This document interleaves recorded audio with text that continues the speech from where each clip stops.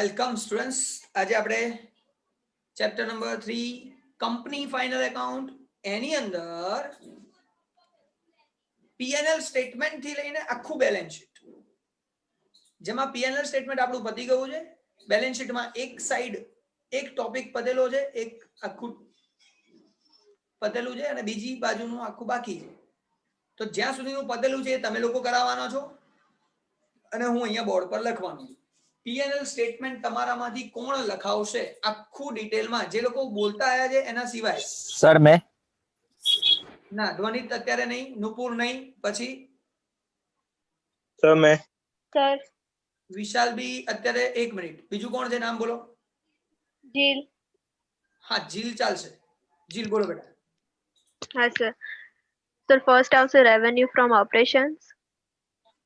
લખી નાખીએ છે રેવન્યુ ફ્રોમ ઓપરેશન. બ્રેકેટમાં લખવું હોય શું લખે બેટા? સેલ્સ. કન્ફર્મ સેલ્સ કે નેટ સેલ્સ? સેલ્સ જ આવશે સર. નેટ સેલ્સ બેટા. Sales minus sales equal net sales. Okay હા. ચલો નેક્સ્ટ. અધર ઇન્કમ. અધર ઇન્કમમાં બ્રેકેટમાં સમજવા માટે લખવું હોય તો શું લખાય?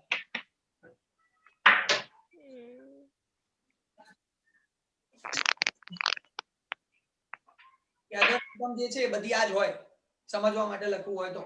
બેડ ડેટ રિકવર, પછી પ્રોફિટ ઓન સેલ ઓફ એક જ લાઈન જે રીતે અહીંયા લખ્યું ને નેટ સેલ્સ, એ રીતે એક જ લાઈનમાં. અધર ઇન્કમ. કોને ખબર છે?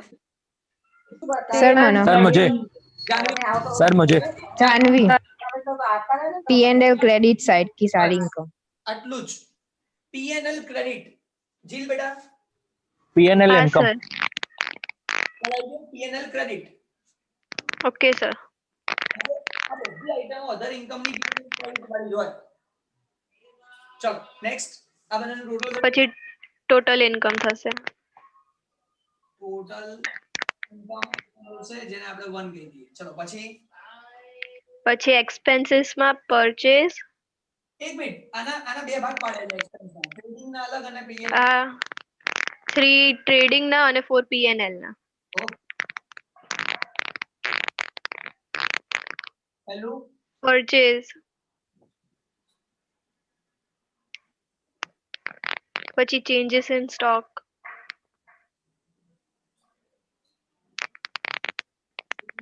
In stock. પછી ડાયરેક્ટ એક્સપેન્સીસ. આ ચેન્જીસ સ્ટોક શું છે? Opening stock minus closing stock. ભાઈ opening stock minus closing stock કરો એટલે તમને ચેન્જીસ ઇન સ્ટોક મળી જાય છે. તો આ ત્રણ આઈટમો પરચેસ, ચેન્જ ઇન સ્ટોક અને ડાયરેક્ટ એક્સપેન્સીસ. જીલ, આ ત્રણનું ટોટલ કરીએ તો શું મળે?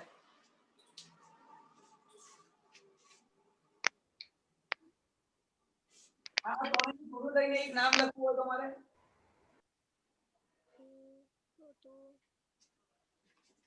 એક મિનિટ સર, ભૂલી ગઈ. ના વાંધો નહીં, યાદ કર. આપણે એક સમ કરેલો છે અને એનું રેકોર્ડિંગ બી મૂકી દઉં. આ સમ કરાયો ને આને રિલેટેડ ત્યારે એ હા સર, મને યાદ છે પણ નામ ભૂલી ગઈ. એ વાંધો નહીં, યાદ કર. Cost of good sold. હા, કોસ્ટ ઓફ ગુડ્સ સોલ્ડ. ભાઈ છોકરાઓ, COGS, cost of goods sold. એટલે કે આ ત્રણનું ટોટલ કરો ને એટલે તમને કોસ્ટ ઓફ ગુડ્સ સોલ્ડ મળે. આ ખાસ વસ્તુ. થોડુંક હાર્ડ ક્વેશ્ચન પૂછું છું, પણ એટલા માટે પૂછું છું કે થોડું મગજમાં કોન્સેપ્ટ ક્લિયર થઈ જાય. કોસ્ટ ઓફ ગુડ્સ કન્ઝ્યુમ એટલે શું? આ કોસ્ટ ઓફ ગુડ્સ સોલ્ડ છે. મારે કોસ્ટ ઓફ ગુડ્સ કન્ઝ્યુમ જોઈએ તો શું કરવાનું? સર પરચેસ અને ચેન્જ ઇન સ્ટોક હોય ઈ કોસ્ટ ઓફ ગુડ્સ કન્ઝ્યુમ થાય. ઓકે. બીજું કઈ કહેવા માંગતો છું? ना सर आज આ જ હતું. ઓકે. કોઈએ કઈ જુદું કેવું છે? હું થોડુંક કરેક્શન કરીશ. સાચું છે, હું ના નથી પાડતો, પણ જો એ આઈટમ આપેલી હોય ને તો સાલું થોડું ધ્યાન રાખવું પડે. બાકી કોઈ ચિંતા નહીં. ભાઈ છોકરાઓ સમજો, આ પહેલા બે નું ટોટલ કરો ને તો cost of goods consume generally આપણને મળી જાય. પહેલા બેનું ટોટલ એટલે કોસ્ટ ઓફ ગુડ્સ કન્ઝ્યુમ અને પહેલા ત્રણનું ટોટલ એટલે કોસ્ટ ઓફ ગુડ્સ સોલ્ડ. પણ એક આઈટમ એવી છે જે કોસ્ટ ઓફ ગુડ્સ કન્ઝ્યુમ માં એડ કરવી પડે, જેને કહેવાય છે પરચેસ એક્સપેન્સ. આ પરચેસ છે ને, પરચેસ ની સાથે સાથે પરચેસ ના એક્સપેન્સ પણ પ્લસ કરી દેવાના. તો પરચેસ એક્સપેન્સ જે ડાયરેક્ટ એક્સપેન્સ માં હોય છે, તો પરચેસ એક્સપેન્સ અને ચેન્જ ઇન સ્ટોક એટલે opening stock plus closing stock minus. એટલે purchase expense, opening stock plus minus closing stock. આ બધું કરો ને એટલે તમને મળે કોસ્ટ ઓફ ગુડ્સ કન્ઝ્યુમ. અને આ બધાનું ટોટલ કરી દો ડાયરેક્ટ એક્સપેન્સ સાથે, વેજીસ પણ આવી ગયા, પછી ફેક્ટરી એક્સપેન્સીસ પણ આવી ગયા, એ ડાયરેક્ટ એક્સપેન્સ પણ તમે ટોટલ કરી દો, આ બધું પ્લસ કરી દો તો કોસ્ટ ઓફ ગુડ્સ કન્ઝ્યુમ થઈ જાય. બસ આટલું ધ્યાન રાખવાનું છે. અને આ વસ્તુ તમને લોકોને ટેક્સ્ટ બુકમાં એક જગ્યાએ આપેલું છે, હું તમને પેજ નંબર કહી દઉં. તો તમે લોકો છે ને ક્યારેક જોવું હોય તો એ પેજ પરથી પણ રિપીટ કરી શકો છો, ક્યારેક ભૂલ ના થાય. અને જ્યારે પણ તમે આ લેક્ચરનું રેકોર્ડિંગ જોશો તો એ પેજ નંબર એકવાર જોઈ જ લેવાનો, એક્ઝામ આવે એટલે એકવાર જોઈ લેવું, સારું, ફાયદામાં રહેશો. Page number 237. 215 કાઢો, પેજ નંબર 215. એની ઉપર જુઓ લખેલું છે opening stock plus purchase expense minus closing stock, that is cost of goods consume. પછી અગેન એમાં પ્લસ કર્યું છે, plus veggies plus factory expenses cost of goods sold. આ બે વર્ડ તમને અલગ મળશે પેજ નંબર 215 ઉપર છેલ્લે આપેલું છે. અચ્છા, તે કીધું 237, હું જોઈ લઉં 237 પર શું છે. હા, ઓકે, પરફેક્ટ. 237 ઉપર પણ છે, સેમ વસ્તુ છે. Opening stock, purchase expense minus closing stock, cost of goods consumed, then after plus wages plus factory expenses, cost of goods sold. તો આ રીતે તમે, હું આના પરથી એટલા માટે શીખવાડું છું કે આની તમારી પ્રેક્ટિસ જોરદાર થઈ ગઈ હોય. આ પહેલા બેનું ટોટલ કરો અને પરચેસ એક્સપેન્સ પ્લસ કરી દો એટલે કોસ્ટ ઓફ ગુડ્સ કન્ઝ્યુમ થઈ જાય, અને ત્રણેયનું ટોટલ કરો તો કોસ્ટ ઓફ ગુડ્સ સોલ્ડ થઈ જાય. પતી ગઈ વાત, બીજું કશું છે જ નહીં, એકદમ ઈઝીલી પતી જાય. કોઈને ડાઉટ હોય, ખબર ના પડી હોય તો કમલ સરને પૂછી લો અત્યારે, હવે બીજો ચાન્સ નહીં મળે. ઓકે જીલ બેટા, બાકીના ચાર. Employee benefit expenses, employee benefit expense, પછી finance cost, depreciation and amortization, other expenses. બેટા ફાઇનાન્સ કોસ્ટમાં શોર્ટમાં લખવું હોય તો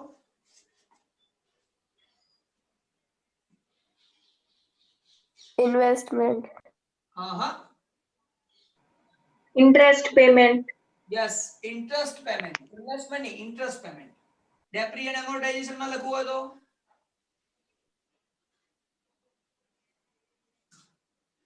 એસેટ માઇનસ બેલેન્સ શીટ ની અંદર જે પણ એસેટ્સ હોય એ એસેટ્સ માંથી તમે ડિડક્શન કરો છો, માઇનસ કરો છો ડેપ્રિસિએશન અથવા તો રાઇટ ઓફ કરો છો, એ બંને આઈટમ આપણે અહીંયા લખીએ. ત્યાંથી જ આવે, બીજે ક્યાંયથી ના આવે. આ બેલેન્સ શીટમાં એસેટ સાઇડ થકી જે બધી વસ્તુ આઈટમો આવે, બીજી ક્યાંયથી આવે નથી. કોઈને કે ડાઉટ હોય, ખબર ના પડી હોય તો પૂછી શકો છો. આ શોર્ટમાં લખીએ એટલે થોડુંક યાદ રહે ઈઝીલી, બીજું કંઈ નહીં. આ બધામાં કંઈક ના કંઈક છે જેથી આપણને ખબર પડી. ઓકે જીલ, નેક્સ્ટ. સર પછી profit before tax પહેલા તો અહીંયા total થશે, પછી ટોટલ એક્સપેન્સ. હા જીલ, ટોટલ એક્સપેન્સ. હવે શું મળશે? profit before tax મળશે.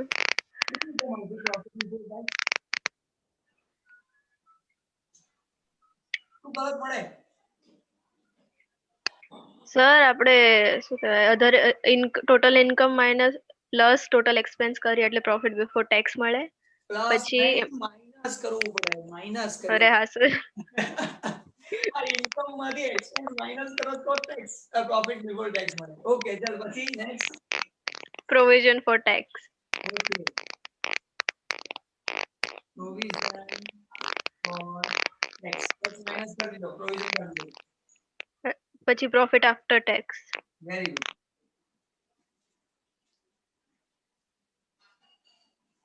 પતી ગયું. હવે પીએનએલ સ્ટેટમેન્ટ આખું બની ગયું, તૈયાર થઈ ગયું, જોરદાર થઈ ગયું, પત્યું. આટલું કામ આપણું 100% કમ્પ્લીટ. હવે તમારામાંથી બેલેન્સ શીટ આ સાઈડ કહેવાની છે. પહેલા તો બધું સમજાવવાનું છે જેટલું મેં સમજાવ્યું હતું. જીલ નહીં, જે નામ પહેલા બોલ્યો છું એ લોકો નહીં. હજી કોણ મને જુદું કંઈક નામ જોઈએ છે કે જે ના બોલ્યું હોય અત્યાર સુધી? કોઈ બીજું?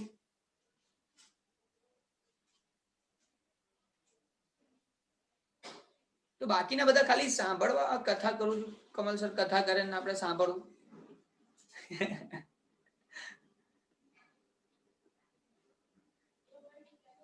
હા પ્રેરણા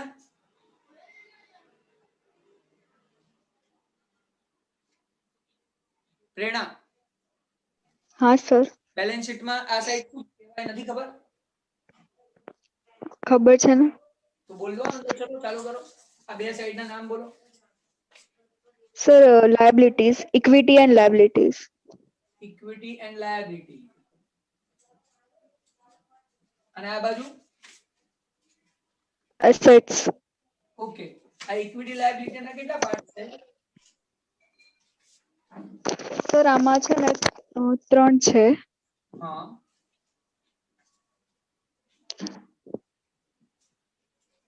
અને એસેટ ના 2 છે. હા નામ બોલો. સર ફર્સ્ટમાં શેર હોલ્ડર્સ ફંડ.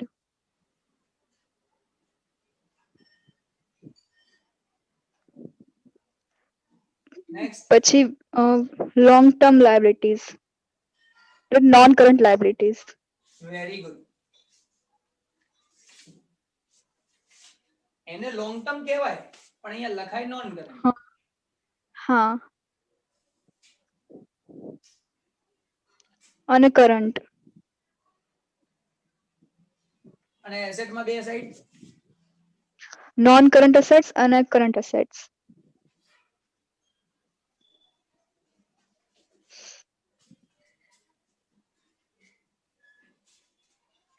પછી આની અંદર કેટલા પાર્ટ્સ પડે છે આપણે શીખ્યા હતા? હા સર. બોલો. સર આમાં 2 પડશે. એક તો કેપિટલ. પછી નામ નહીં, નામ નહીં. હા આમાં 3. પાર્ટ્સ જોઈએ છે. હા 2, 3, 2, 3, 4, 5.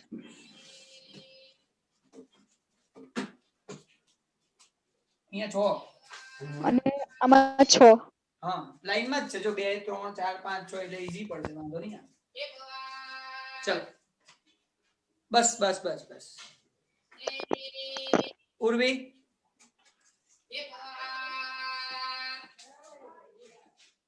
ઉર્વી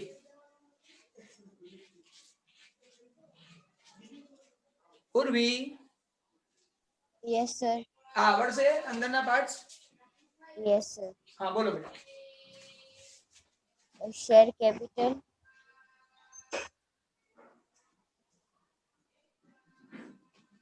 અને બીજું? second reserves and surplus. Okay. Reserves and surplus. Very good. આ આપણે આના માટે કંઈક શીખવાડ્યું હતું, થોડુંક બોલ્યા હતા કે પહેલા આવું થાય પછી આ થાય, એવી કઈ સ્ટોરી જેવું નાનકડું શરૂ કર્યું હતું અહીંયા મેં. યાદ છે તો બોલો. યાદ નથી. ઓકે યાદ નથી. ખુશી હા સર. શું હતું એ? આપણે જે સ્ટોરી સ્ટાર્ટ સર પહેલા આપણે આપણા પૈસા લગાઈ કેપિટલ માં યુઝ કરીએ, પછી એ ઇનફ ના શેર કેપિટલ, પછી એમાંથી અમુક રિઝર્વ કરીએ આપણે. ના એમાંથી રિઝર્વ ના કરીએ, રિઝર્વ પ્રોફિટ માંથી કરીએ. હા એના પ્રોફિટ માંથી રિઝર્વ કરીએ. એટલે પહેલું અગર આપણે એ આવું શીખ્યા હતા. એક જ મિનિટ બેટા, થોડુંક રોકું છું. ભાઈ બધાને કહું છું ધ્યાનથી સમજો. સ્ટાર્ટિંગમાં આપણે પોતાના પૈસા બિઝનેસમાં લગાડીએ એટલે કંપનીમાં લાયા એને શેર કેપિટલ કહેવાય. પછી એમાંથી એ પૈસા લગાડીને હું કમાયો, જેમાંથી મેં રિઝર્વ ક્રિએટ કરી, જે લાયબિલિટી નથી મારી, પ્રોવિઝન મારી લાયબિલિટી છે, જે કમ્પલસરી પે કરવાનો આવશે એનું પ્રોવિઝન હોય, પણ રિઝર્વ મારી લાયબિલિટી નથી. રિઝર્વ આપણી કંપનીની સ્ટ્રેન્થ વધારે છે એના માટે હોય છે. એટલે રિઝર્વ લાયબિલિટી નથી, પણ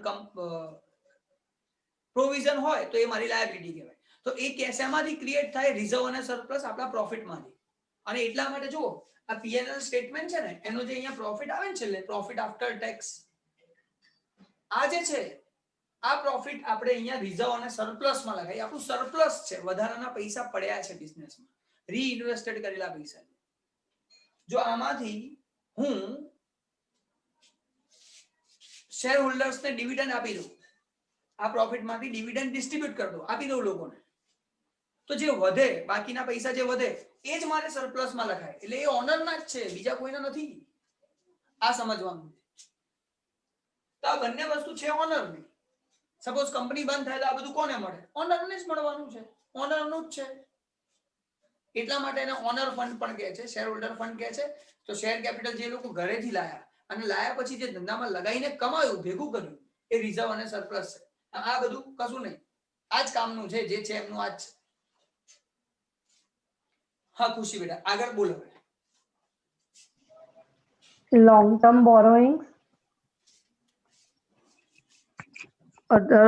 other long term liabilities, long term provision.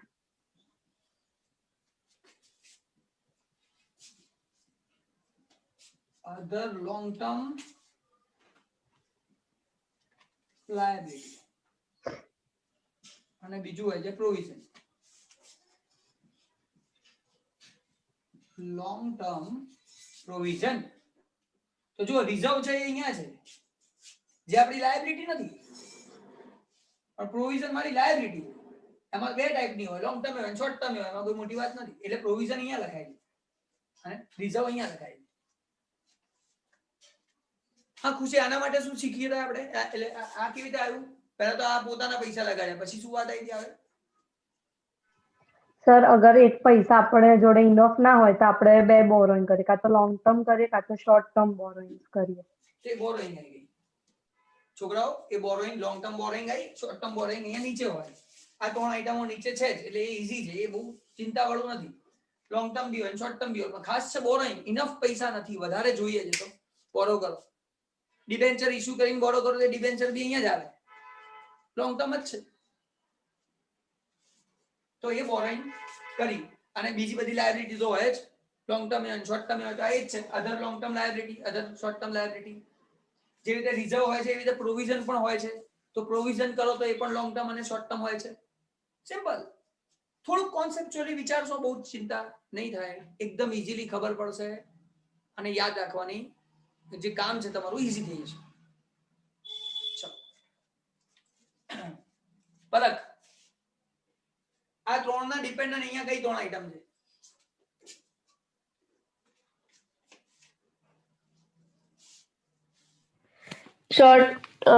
short term borrowing,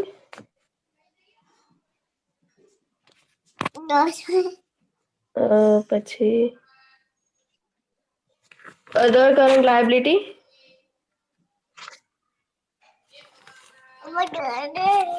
અને short term provision. ઓ ભલા કોણ છે બાજુમાં?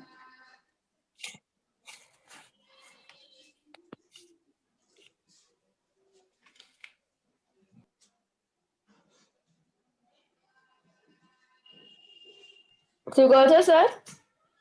બાજુમાં કોણ છે? મારો ભત્રીજો છે. તો એને ભણતી વખતે સાઈડમાં મૂકી ના આવવાનો, નહીં તો ભણવા નહીં દે. ચાલો, તો ત્રણ આઈટમ જે ઉપર છે એ ત્રણે ત્રણ આઈટમ નીચે છે. અહીંયા લોંગ ટર્મ છે, અહીંયા શોર્ટ ટર્મ છે, અહીંયા અધર લોંગ ટર્મ લાયબિલિટી છે, અહીંયા અધર કરંટ લાયબિલિટી છે. લોંગ ટર્મ પ્રોવિઝન છે, શોર્ટ ટર્મ પ્રોવિઝન છે. એક વાત યાદ રાખજો હંમેશા, આ જેટલી પણ આઈટમ લોંગ ટર્મ હોય ને એ બધી આઈટમો ફ્યુચરમાં શોર્ટ ટર્મમાં જતી રહેશે. આ લોંગ ટર્મ કેમ છે? કારણ કે 1 વર્ષથી વધારે ટાઈમ માટે એ આપણી લાયબિલિટી છે, પણ ક્યારેક તો 1 વર્ષમાં પેમેન્ટ કરવાનું આવી જશે, અને પેમેન્ટ કરવાનું આવશે એટલે શોર્ટ ટર્મમાં લખાશે. એટલે આ બંને આઈટમો જુદી નથી, સેમ છે. ખાલી યાદ શું રાખવાનું? આપણે માર્કેટમાંથી બોરો કર્યું છે, જો બોરો કરેલું છે તે બોરોઈંગમાં લખાશે, એના સિવાયની લાયબિલિટી છે તો લાયબિલિટીમાં લખાશે. અને પ્રોવિઝન કરેલું છે કે હું આપવાનો જ છું ગેરંટી, ફ્યુચરમાં પેમેન્ટ કરવાનું જ છે, ધેટ ઇઝ પ્રોવિઝન, તો પ્રોવિઝનમાં લખાશે. આ 3 અલગ કરવાના છે લાયબિલિટી, કઈ જ હાર્ડ નથી. હા, એક આઈટમ નવી આવી, પલક અહીંયા વચ્ચે. Sir trade payable. Very good. એની અંદર કોણ આવે? ट्रेड पेबल में कौन लगाए? શું હોય? सर मैं बताऊं, બોલો. Creditors and bills payable. Creditors plus bills payable. જે મારા ટ્રેડર્સ છે, જે લોકો મને માલ આપે છે, હું પરચેસ કરું છું, તો એને મારે પેમેન્ટ કરવાનું બાકી છે, અને એ વ્યક્તિ મારા માટે ક્રેડિટર કહેવાય. અને જો એને મેં બિલ લખીને આપી દીધું, મહિના પછી આપીશ, 2 મહિના પછી આપીશ, એવું એક્સેપ્ટ કરીને બિલ આપી દઉં, તો બિલ્સ પેબલ કહેવાય. તો બંને વસ્તુ મારા માટે ટ્રેડ પેયેબલ માં જશે.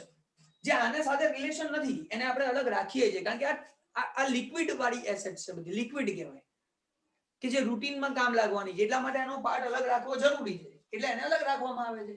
આટલું તમને લોકોને મેં લાસ્ટ લેક્ચર સુધીમાં શીખવાડ્યું છે. આટલી વસ્તુઓ મેં તમને 100% શીખવાડી છે. આજે તમને લોકોને વાર્તા આગળ સમજાઈશ ને આ શીખવાડીશ. એટલે આજનો લેક્ચર જે વ્યક્તિ જોઈ લે ને, એને અહીંથી લઈને અહીંયા સુધી બેલેન્સ શીટ સુધી બધું આવડી જાય. એક બી વસ્તુ એને બાકી નહીં રહે સમજવાની. ટેક્સ્ટબુક ના બધા સમ પણ એને કરતા આવડશે, પણ આપણે એના માટે સુધી સ્ટોપ નતા થયા. આપણે તો આની અંદરની એક એક ડિટેલને વાંચવાની છે, સમજવાની છે, જેના માટે આ રિવિઝન છે. એ આજના લેક્ચર પછી સ્ટાર્ટ થશે. અત્યારે તો આપણે આ કરીએ છીએ, એ આજના લેક્ચર પછી સ્ટાર્ટ થશે. મેં તમને કીધું તો આટલું વાંચીને આવજો, હું તમને ડિટેલમાં પૂછીશ. જોઈએ છે આ કર્યા પછી ટાઈમ વધે છે પૂછીશ બી ખરા. બાકી તો આખાનું બધું ફક્ત ડિટેલ જ. એ કદાચ ડિટેલ 3 દિવસ ચાલશે તો 3 દિવસ ચલાવીશું, પણ મગજમાં ક્લિયર હોવું જોઈએ. બસ કહેવાનો મતલબ આટલો જ છે. મારા ફાઇનલ એકાઉન્ટના 11 માર્ક્સ 100% જોઈએ, અને એના માટે તમારે મહેનત થોડી કરવી પડશે. ચલો સ્ટાર્ટ કરીએ. Non current asset, current asset. તો મારી વાર્તા સ્ટોરી, જેમાં મેં તમને કીધું કે પહેલા પૈસા ધંધામાં, બિઝનેસમાં, કંપનીની અંદર આપણે ઘરથી લાવીએ એને કેપિટલ કહેવાય, લગાઈને ભેગા કરીએ એને રિઝર્વ સરપ્લસ કહેવાય, બહારથી ઉઠાઈએ જરૂર પડે બોરોઈંગ કહેવાય. હવે આ બધા પૈસા લાવીએ, કોઈ પણ બિઝનેસ સ્ટાર્ટ કરો, પૈસા લાવીને પહેલું શું પરચેસ કરશો તમે? એસેટ.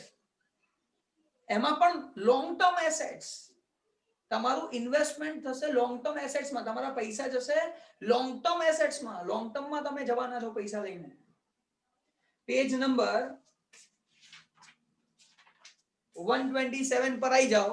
તમને લોકોને ઉપર એક ફોર્મેટ એસેટ અને કરંટ એસેટ સાઇડ બે આપેલા જ છે. 5 અને 6 જે આપણે અત્યારે ભણવા જઈ રહ્યા છીએ ને, એ તમને આપેલું છે,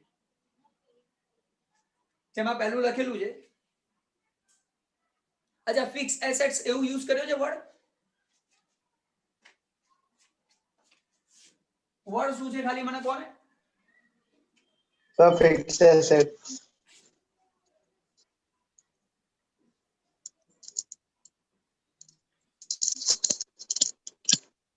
તો પહેલા તમે લોકો એ જ પરચેસ કરશો. સપોઝ તમારે કોઈ ફેક્ટરી સ્ટાર્ટ કરવી છે, તો ઘરેથી પૈસા લાયા એટલે કેપિટલ ભેગી કરી, અને કેપિટલ ભેગી કરીને શું પરચેસ કરશું? ફેક્ટરી. તો એ ફેક્ટરી તમારી શું થઈ ગઈ? ફિક્સ એસેટ થઈ. તો એ ફેક્ટરી તમને લોકોને દેખાય છે, એને ટેન્જિબલ કહેવાય, ટેન્જિબલ એસેટ. અને બીજું ઇનટેન્જિબલ હોય, ટેન્જિબલ, ઇનટેન્જિબલ.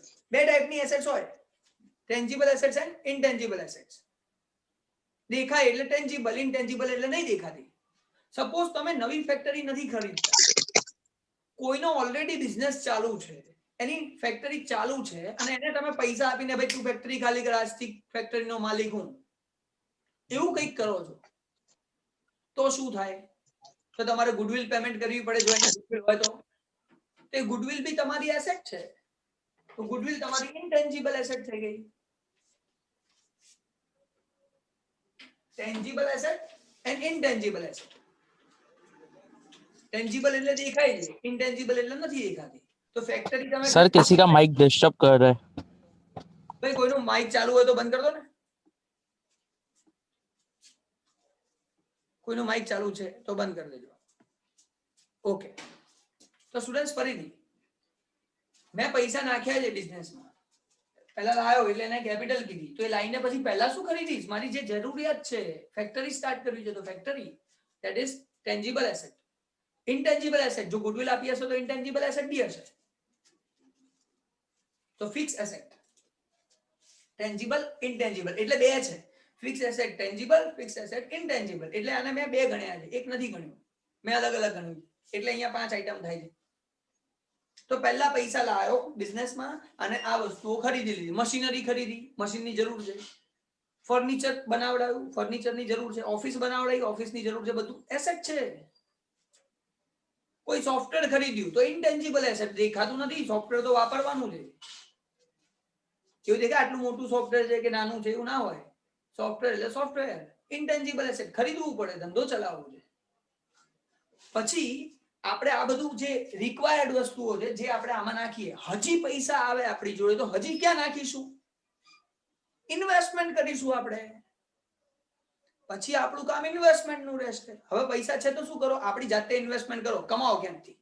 બીજી કોઈ જગ્યાએ ઇન્વેસ્ટમેન્ટ કરો. અચ્છા, શું આપેલું છે એની અંદર? નોન કરન્ટ ઇન્વેસ્ટમેન્ટ એવો વર્ડ યુઝ કર્યો છે મારી જોડે હા સર. નથી એટલા માટે. નોન કરન્ટ ઇન્વેસ્ટમેન્ટ મારી જોડે ઇંગ્લિશ મીડિયમની ટેક્સ્ટબુક નથી એટલે વર્ડ પ્રોપર જે યુઝ કરેલો છે ને એ મને કહેજો. લોંગ ટર્મ ઇન્વેસ્ટમેન્ટ હોય તો પણ અહીંયા જ આવે, નોન કરન્ટ ઇન્વેસ્ટમેન્ટ તો જ આ કહેવાય, પણ અહીંયા પ્રોપર વર્ડ છે નોન કરન્ટ ઇન્વેસ્ટમેન્ટ, તો અહીંયા લખાશે નોન કરન્ટ ઇન્વેસ્ટમેન્ટ. તો તમારી જોડે પૈસા ભેગા થયા, હા થયા, એમાંથી તમે તમારી રિક્વાયર્ડ વસ્તુઓ ખરીદી લીધી, ધેટ ઇઝ ફિક્સ એસેટ્સ. પહેલા તમે એ ખરીદશો, પછી હજી પૈસા આવશે તો ઇન્વેસ્ટમેન્ટ કરતા રહેશો, તો એ ઇન્વેસ્ટમેન્ટ તમે તમારી જાતે કરશો, નોન કરન્ટ ઇન્વેસ્ટમેન્ટ. હજી પૈસા છે તો તમે લોન આપો ને, જેને જોઈએ છે તમે લોન આપવાનું ચાલુ કરો, that is loan given to other by company. ચલો, તેમાં તમને long term loan and advances, long term loan and advances. તમે કોઈને લોન આપી, તમે કોઈને એડવાન્સ પૈસા આપી રાખ્યા છે, ક્યાંક તમે એડવાન્સમાં પૈસા આપી રાખ્યા છે, તો એ તમારા માટે એસેટ જ છે. અમુક લોકો પૈસા માંગે છે એડવાન્સમાં, long term loan and advances. તમે ટેલિફોન ડિપોઝિટ કરાવી રાખેલી છે, પહેલા હોય અમુક પૈસા લઈ રાખે, એ એડવાન્સ જ છે ને, શું છે? નહીં તો ટેલિફોન ચાલુ ના રહે, આપવા જ પડે પૈસા. એ long term loan and advances લખાય. અને આના સિવાય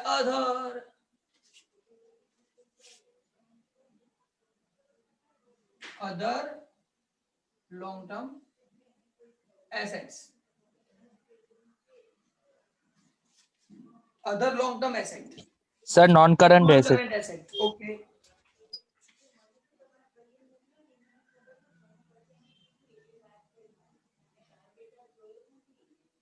other non current asset, other non current asset તમે લખી શકો છો. તો આ 5 નામ: fix asset tangible, fix asset intangible, non current investment, long term loan and advances, other non current assets. આટલું તમારે કરવાનું છે.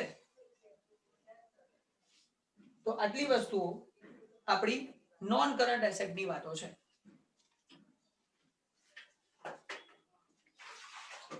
આટલામાં કોઈ ડાઉટ હોય તો પૂછી લો. આપણી વાર્તામાં ફરીથી કહું છું, આપણી સ્ટોરીમાં પહેલા પૈસા આયા પોતાના, જેને શેર કેપિટલ કહેવાય. એ પૈસા લગાયા, કમાયું, રિઝર્વ સરપ્લસ કહેવાય. હજી પૈસાની જરૂર પડી, બોરો કર્યા, બોરોઈંગ કહેવાય. એના સિવાય અમુક લાયબિલિટી હોય જે લખેલી છે, જે રીતે રિઝર્વ હોય તો સામે પ્રોવિઝન બી હોય, અમુક પેમેન્ટ કરવાના હોય ફિક્સ છે તે પ્રોવિઝન હોય. આના આધારે અહીંયા લખ્યું હતું એક વસ્તુ ટ્રેડ પેબલ ખાલી નવી છે. આ બધા પૈસા લઈને પહેલું શું કર્યું હોય આપણે એસેટ પરચેઝ કરી હોય જેનાથી આપણો બિઝનેસ ચાલશે. એ બે asset tangible intangible fix asset. હજી પૈસા છે ઇન્વેસ્ટમેન્ટ કરીશું તો બીજું ઇન્વેસ્ટમેન્ટ. હજી પૈસા છે આપણે કોઈને લોન આપીશું લોન એન્ડ એડવાન્સીસ અને બીજું બધું અધર એસેટ્સ લખીશું. તો આટલું આપણે આપણા પૈસા લાયા પછી બિઝનેસમાં કરીશું. સેમ વસ્તુ છે જેવી રીતે આ લોંગ ટર્મ માટે હોય ક્યારેક ને ક્યારેક એ શોર્ટ ટર્મ થવાના જ છે, કરંટમાં કન્વર્ટ થવાના જ છે. તો આ ત્રણ આઈટમ કરંટમાં છે જ. તો આ રીતે લખાશે non current investment, current investment, short term investment.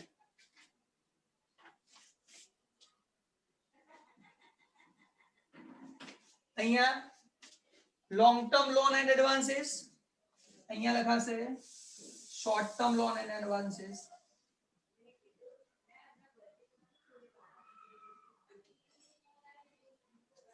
તમે શોર્ટ ટર્મ માટે કોઈને લોન આપી તો અહીંયા લખશો. અધર નોન કરંટ એસેટ અહીંયા લખીશું આપણે અધર કરંટ એસેટ.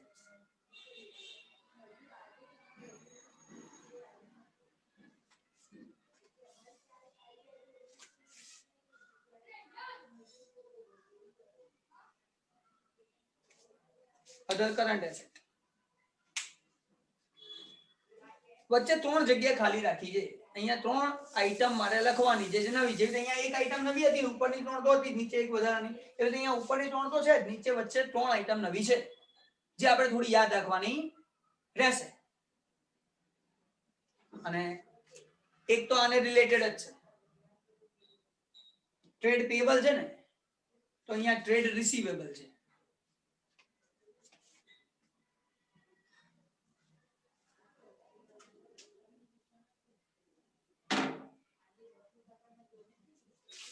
આ ટ્રેડ પેયેબલ છે, અહીંયા ટ્રેડ રિસીવેબલ છે. હવે આપણે સમજીએ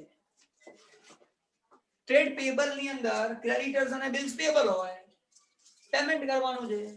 તો અહીંયા આપણે પૈસા લેવાના છે તો લેવાની વાત કરીએ તો આની અંદર શું લખીશું ડેટર્સ પ્લસ બિલ્સ રિસીવેબલ. તો ડેટર્સ તમારે પૈસા લેવાના છે અને બિલ્સ રિસીવેબલ પૈસા લેવાના છે તમારા કસ્ટમર પાસેથી. તેને ટ્રેડ રિસીવેબલ કહેવાય. ટ્રેડિંગ કર્યું જેની જોડે એની જોડે પૈસા લેવાના બાકી છે, that is trade receivable.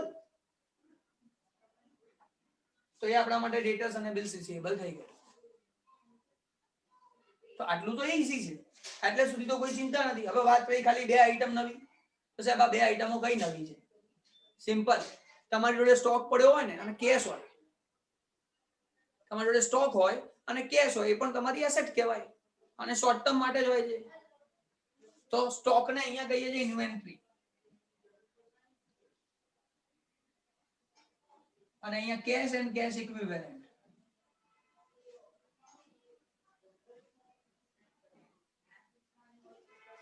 Cache and cash equivalent અને ઇન્વેન્ટરી. ઇન્વેન્ટરી નો મીનિંગ થાય છે સ્ટોક, બીજું કઈ નથી. આપણા માટે સ્ટોક છે. અને યાદ રાખવાનું ક્લોઝિંગ સ્ટોક, ખાલી સ્ટોક નહીં, closing stock of finish goods, closing stock of WIP, work in progress હોય તોય, વર્ક ઇન પ્રોગ્રેસ એટલે જે પ્રોસેસમાં છે. Closing stock of raw material, raw material નો સ્ટોક છે. ક્લોઝિંગ સ્ટોક બધા અહીંયા લખાય જેને આપણે કહીએ છીએ ઇન્વેન્ટરી, જેને આપણે કહીએ છીએ inventory. Cash and cash equivalent એટલે આપણી જોડે કેશ પડ્યા છે આમાં લખો, બેંકમાં પૈસા પડ્યા છે બેંક બેલેન્સ અહીંયા લખો, ડિમાન્ડ ડ્રાફ્ટ પડ્યો છે અહીંયા લખો, ચેક પડ્યો છે અહીંયા લખો. પૈસા જ મળવાના છે, ફટાફટ પૈસા મળી જશે, કેશ જ છે. તમે ચેક બી કોઈને આપી શકો છો ટ્રાન્સફર કરવો હોય, તમારામાં ભરવો હોય તો પૈસા આવી જશે. આ કેશ અને કેશ ઇક્વિવેલન્ટ કહેવાય. અને આખો રેશિયો એનાલિસિસ ચેપ્ટર ની જો વાત કરીએ તો રેશિયો એનાલિસિસ આના ઉપર તો ડિપેન્ડ છે. આ આવડે ના આવડે, કોસ્ટ ઓફ ગુડ સોલ્ડ અને કોસ્ટ ઓફ ગુડ્સ કન્ઝ્યુમ આ બંને અલગ છે, થોડી ખબર હોય એટલે પતે. Cost of goods sold divide by working capital તો વર્કિંગ કેપિટલ એટલે શું? આ રહી current asset minus current liability. આ કરંટ એસેટ માંથી કરંટ લાયબિલિટી માઇનસ કરો એટલે વર્કિંગ કેપિટલ મળે. બીએ માં શીખવાડ્યું હતું, બીએ માં આ વસ્તુ શીખવાડી હતી. અને ટોટલ વર્કિંગ કેપિટલ એટલે કરંટ એસેટ. કરંટ એસેટ નું ટોટલ કરો ને એટલે ટોટલ વર્કિંગ કેપિટલ કહેવાય. જેનાથી મને પ્રોપર ઇન્ફોર્મેશન ના મળે. કરંટ એસેટ માંથી કરંટ લાયબિલિટી માઇનસ કરો તો જ મને પ્રોપર ઇન્ફોર્મેશન મળે. હા છોકરાઓ, હું તમને બધાને એક મારો બીએ નો લેક્ચર જેની અંદર મેં વર્કિંગ કેપિટલ માટે સમજાવ્યું છે, એ લેક્ચર હું તમને બધાને આપીશ. તમારે એટલા માટે એ લેક્ચર જોવાનું છે કે તમારા મગજમાં વર્કિંગ કેપિટલનો એક જોરદાર કોન્સેપ્ટ ક્લિયર થાય. મારો બીએ નો લેક્ચર છે, તમે ફટાફટ જવા દેજો, એમાં આગળ કંઈક બીજું ભણાયું હોય તો, પણ વર્કિંગ કેપિટલનો જે ટોપિક આવે ને એને બહુ ધ્યાનથી સમજજો. જેનો રિલેશન એકાઉન્ટ અહીંયા સાથે છે, બરાબર? એ લેક્ચર તમે બધા જે ટ્યુશનના છોકરાઓ છો એ બધાને હું એ લેક્ચર મોકલીશ, એકવાર જોઈ લેજો. અને જોઈ લીધો હોય તો સારી વાત છે. Difference between gross working capital અને નેટ વર્કિંગ કેપિટલ, એનો ડિફરન્સ સમજાયો છે, એને તમારે ધ્યાનથી જોવાનો છે અને સમજવાનો. તો આપણે તો વર્કિંગ કેપિટલ રેશિયો જ્યારે ભણીએ છીએ, રેશિયો એનાલિસિસમાં, ત્યારે તમને એ વસ્તુ હું એટલા માટે અહીંયા કહી દઉં છું કે આપણે આ બધું ભણી ચૂક્યા છીએ. અહીંયા રિપીટ થઈ રહ્યું છે.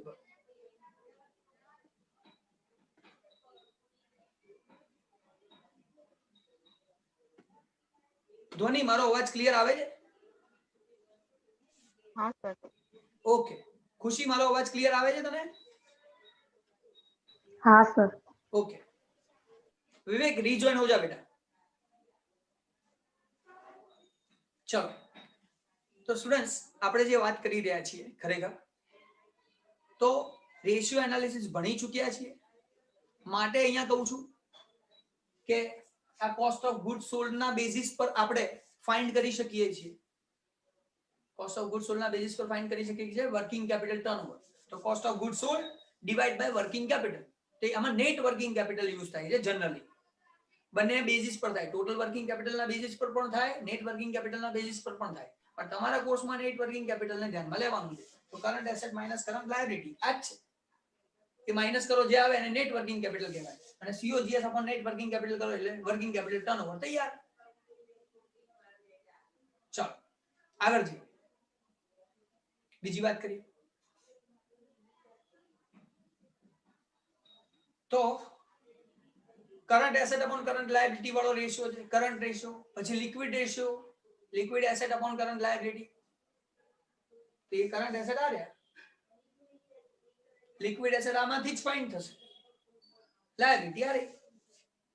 તો આ રેશિયો તમને અહીંથી મળી જશે, કામ ઈઝી થઈ જશે. રેશિયો આવડી ગયું, જે કોર્સમાં છે તો એમને પતી ગયું. અને અમુક વસ્તુ કોર્સમાં નથી, અમુક વસ્તુઓ કોર્સની અંદર નથી, જે બધી આની પરથી હું સમજાવતો હોઉં છું. અત્યારે નથી એટલે નથી કરાવતો. તો અહીંયા મારું 100% બેલેન્સ શીટ કમ્પ્લીટ થઈ ગયું. તો આજના લેક્ચરમાં સ્ટાર્ટિંગ થી કરીએ, વિચારીએ તો સર P&L થી સ્ટાર્ટ કર્યું, આખું P&L અને આખી બેલેન્સ શીટ, બધી વસ્તુઓ કવર થઈ ગઈ. P&L ની ડિટેલ આપણે ભણી ચૂક્યા છીએ, બેલેન્સ શીટ ની ડિટેલ ભણવાની બાકી છે. આપણી જોડે થોડોક ટાઈમ છે તો શરૂઆત કરી જ દઉં છું, એટલે વાંધો ના આવે. બરોબર? અત્યાર સુધીમાં કોઈને કઈ ડાઉટ છે, ખબર ના પડતી હોય તો પૂછી લો. સારું, તો માની લઉં છું કે આટલી તો તમને ખબર છે જ. ચલો, તમારામાંથી સ્વેચ્છાએ તમારી મરજીથી છેલ્લું આ લેક્ચર આપણે ઓવર કરીએ ને એની પહેલા છેલ્લે એક વખત તમે લોકો મને બેલેન્સ શીટ સમજાવો. કોણ આખું બેલેન્સ શીટ સમજાવવા તૈયાર થાય છે? સર. હા, ધ્વનિ એક સમજાઈ શકે છે. બીજું કોઈ? સર. નામ બોલો. મિશ્રી. મિશ્રી, પહેલો ચાન્સ આપણે મિશ્રીને આપીશું, બહુ દિવસ પછી બોલે છે. બોલો બેટા. હા સર, આખું બેલેન્સ શીટ ને સર? આખું બેલેન્સ શીટ. હા સર, બે સાઈડ હોય છે, ઇક્વિટી, લાયબિલિટી અને એસેટ્સ. ઇક્વિટી આપણે બે સાઈડ આપણે બનાવી છે, બાકી છે નહીં. આ એક સાઈડ છે ને એની નીચે લખવાની છે બીજું. આ સમજવા માટે બે સાઈડ છે. ઓકે, બરોબર?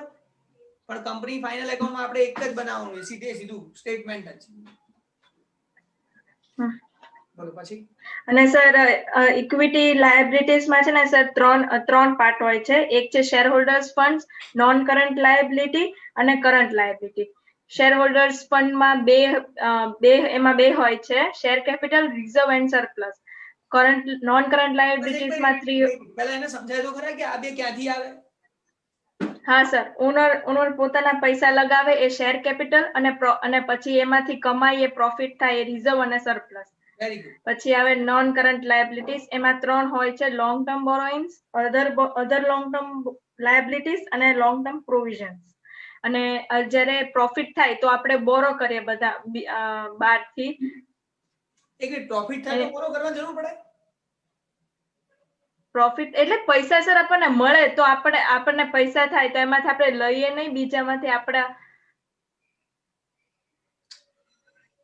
આપણી જોડે પૈસા હોય તો શું કરવા લેવાની જરૂર છે? હા એ તો છે.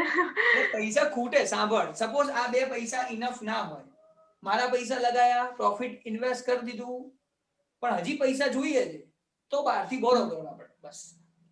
હા, તો બહારથી બોરો કરવા પડે. અને પછી એમાંથી છે ને બોરો તો કરે પછી જે શોર્ટ ટર્મ શોર્ટ ટર્મ થાય એમાં 4 હોય છે, શોર્ટ ટર્મ બોરોઇંગ્સ, અધર કરન્ટ લાયબિલિટીઝ અને શોર્ટ ટર્મ પ્રોવિઝન. ને હજી એક છે ટ્રેડ પેયેબલ્સ છે. એ ટ્રેડ પેયેબલ્સ ક્રેડિટર્સ અને બિલ્સ પેયેબલ થી થાય છે. અને પછી આવે છે અસેટ્સ. અસેટ્સ માં હોય છે બે, નોન કરન્ટ અસેટ્સ અને current assets. Non current assets માં 5 હોય છે, ફિક્સ અસેટ્સ. ફિક્સ અસેટ્સ માં 2, ઇન્ટેન્જિબલ અસેટ્સ અને ટેન્જિબલ અસેટ્સ. પછી આવે છે non current investments, long term loans and advances અને અધર નોન કરન્ટ અસેટ્સ. આપણે કઈ રીતે વિચાર્યું હતું કે આને શું કરવાનું હોય? પહેલા આપણે સર આપણા પૈસા રિઝર્વ પ્રોફિટ થાય તો આપણે અસેટ્સ ને બધું લઈએ ને એ પ્રોફિટ થાય તો જ એસેટ લઈએ કે એમને મેં લઈએ? ના, લાયબિલિટી છે ને સર, એમાં આપણે શું કહેવાય, પ્રોફિટ થાય એટલે પણ લઈ શકીએ અને પ્લસ આપણે પાસે જરૂર હોય તો બી લઈ શકીએ. એક વાત કહું, બિઝનેસ શરૂ કરવો હોય ને એટલે પહેલા તો આ ફિક્સ એસેટ લેવી જ પડે. એટલે ઘરેથી પૈસા લાયા ને, આ કેપિટલ ભેગી કરીને શેર કેપિટલ, એમાંથી મારે આ ફિક્સ એસેટ લેવી જ પડે. પહેલું કામ એ ફિક્સ એસેટ લેવી જ પડે, નહીં તો બિઝનેસ શરૂ કેવી રીતે થાય? એટલે પહેલું કામ ઘરેથી પૈસા લાવીને ફિક્સ કેપિટલમાં ફિક્સ એસેટની અંદર મારા પૈસા જાય ને જાય જ. પછી શું થાય ખબર છે? વધારે કમાવું ને, આ વધારાના પૈસા કમાતો જવું એટલે પાછું મારું ઇન્વેસ્ટમેન્ટ સ્ટાર્ટ થાય. અને હજી પૈસા કમાવું, એવું લાગે કે હજી પૈસા પડ્યા છે, બહુ પૈસા છે, તો લોન હું આપું. હવે આપણે બહારથી લોન લેતા હોઈએ અહીંયા સપોઝ, તો હું લોન આપું એવું ના કરવું જોઈએ, એમ એવું ના હોય. એમ કહેવાનો મતલબ એટલો જ છે, બરાબર? પણ આ બધું ક્યારે પોસિબલ છે? આ પાછળના બે વસ્તુ ક્યારે પોસિબલ છે, ઇન્વેસ્ટમેન્ટ અને લોંગ ટર્મ લોન એડવાન્સ? જ્યારે મારી જોડે આ રિઝર્વ સરપ્લસ વધે ને ત્યારે, આ પ્રોવિઝન્સ થાય ને ત્યારે. તો રિઝર્વ સરપ્લસ અને પ્રોવિઝન્સ હોય ને મારી જોડે, એટલે સામે ઇન્વેસ્ટમેન્ટ, એડવાન્સીસ અને આ એસેટ્સ અધર ક્રિએટ થાય. નહીં તો ત્યાં સુધી ના થઈ શકે. આ બધાને કહું છું, હું ખાલી મિસ્ટ્રી નથી સમજાવતો, મિસ્ટ્રીને આન્સર આપે છે એટલે એની જોડે પતાવતો રહું છું. હા બેટા, બોલ નેક્સ્ટ. હા સર, પછી આવે કરન્ટ અસેટ્સ. કરન્ટ અસેટ્સમાં આવે current investment, short term loans and advances અને અધર કરન્ટ અસેટ્સ. પછી બીજા 3 આવે છે, એ છે ઇન્વેન્ટરી, ટ્રેડ રિસીવેબલ, કેશ અને કેશ ઇક્વિવેલન્ટ. ઇન્વેન્ટરી હોય છે ક્લોઝિંગ સ્ટોક, બધી ક્લોઝિંગ સ્ટોક. ટ્રેડ રિસીવેબલ માં હોય છે ડેટર્સ અને બિલ્સ રિસીવેબલ. કેશ અને કેશ ઇક્વિવેલન્ટ એટલે કેશ ઓન હેન્ડ, લિક્વિડિટી આપી. કેશ ઓન હેન્ડ અને બેંક બંનેમાં. બેંક, હા. તો બેંકમાં બી પૈસા પડ્યા હોય તો એ જ લખાય. તો છોકરાઓ, આજે મિશ્રીએ બધું જે કીધું છે પરફેક્ટ કીધું છે. બીજા બધા પણ બોલી શકે છે, ઘણા બધા મને ખબર છે, પણ મને નવા ચાન્સ આપવા બીજાને ગમે છે. બધા બોલશે તો વધારે મજા આવશે. બાકી તમારામાંથી ઘણા બધા છોકરાઓ બોલી શકે છે, અમુક તો બોલતા જ નથી, ચૂપચાપ સાંભળે. એમ કહીએ ને કે હો બોલો ત્યારે ચાલુ થાય, હા ઓકે બોલીએ. સામેથી બોલશો તો મને ગમશે. તો છોકરાઓ એક બીજી વાત કહી દઉં, આ બેલેન્સ શીટ છે ને, આ બેલેન્સ શીટમાં ઘણી બધી આઈટમની અંદરની ડિટેલ તો મેં કહી દીધી. ટ્રેડ પેબલમાં આવે, બોરોઈંગ એટલે પૈસા લીધા છે, લોંગ ટર્મ માટે લીધા હોય તો અહીંયા લખાય, લોન લીધી હોય તો અહીંયા લખાય, ડિબેન્ચર હોય તો અહીંયા લખાય, શોર્ટ ટર્મ થઈ જાય તો અહીંયા શોર્ટ ટર્મમાં લખાય. રિઝર્વ અલગ વસ્તુ છે, પ્રોવિઝન અલગ છે, જેની સામે તમને થોડું ધ્યાન રાખવાનું રહેશે. પછી અહીંયા શીખવાડી દીધું સ્ટોક એટલે ક્લોઝિંગ સ્ટોક, ઇન્વેન્ટરી જેને આપણે કહીએ છીએ, બધા સ્ટોક ત્યાં લખાય, તે આપણે શોર્ટમાં ભણી ગયા છીએ. ટ્રેડ રિસીવેબલમાં ડેટર્સ, બિલ્સ રિસીવેબલ, પછી નીચે કેશ એન્ડ કેશ ઇક્વિવેલન્ટ, એટલે નાની નાની વસ્તુ તો ભણી ગયા. હવે ડિટેલમાં અમુક વસ્તુઓ જે બાકી છે જ્યાં આપણી ભૂલ થવાના ચાન્સીસ છે, પણ એ ભૂલ ના થાય એના માટેની ચર્ચા આપણે કરીશું. એક કામ કરીએ છીએ, આજનો લેક્ચર તો અહીંયા સ્ટોપ જ કરીએ, ટાઈમ બી થઈ જાય છે અને આખું નહીં પતે, આખું નેક્સ્ટ લેક્ચરમાં બધી ડિટેલ, આ 1 જો 2 3 4 5 અને 6 આ બધાનું ટોટલ કરશો ને એટલે 20 થશે.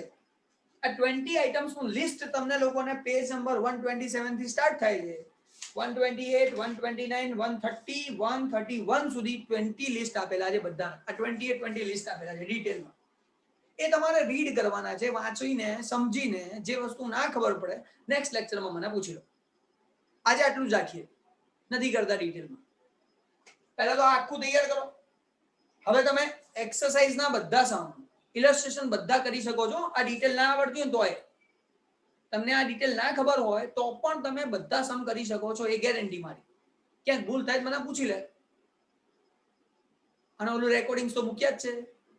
હવે તમે આખું ચેપ્ટર કમ્પ્લીટ માની લેજો. હવે મારે જે કરાવવાનું છે ને, હવે જે હું આગળ ભણાવીશ એ એક્સ્ટ્રા ઓર્ડિનરીની વાત છે, જે 1 માર્કર ક્વેશ્ચનમાં એક્ઝામમાં આવે છે, જેની તૈયારી ખરેખર આપણે શરૂ કર્યું છે. રિવિઝન જે સ્ટાર્ટ કર્યું એના માટે કર્યું હતું, આના માટે નહોતું કર્યું.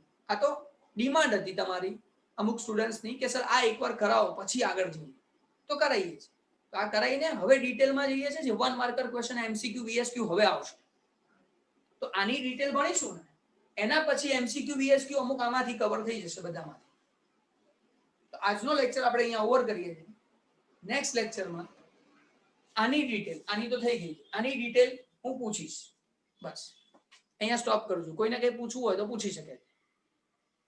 માર નથી કરવો આજે. ઓકે, બરાબર. તો બાય, અહીંયા લેક્ચરને સ્ટોપ કરું.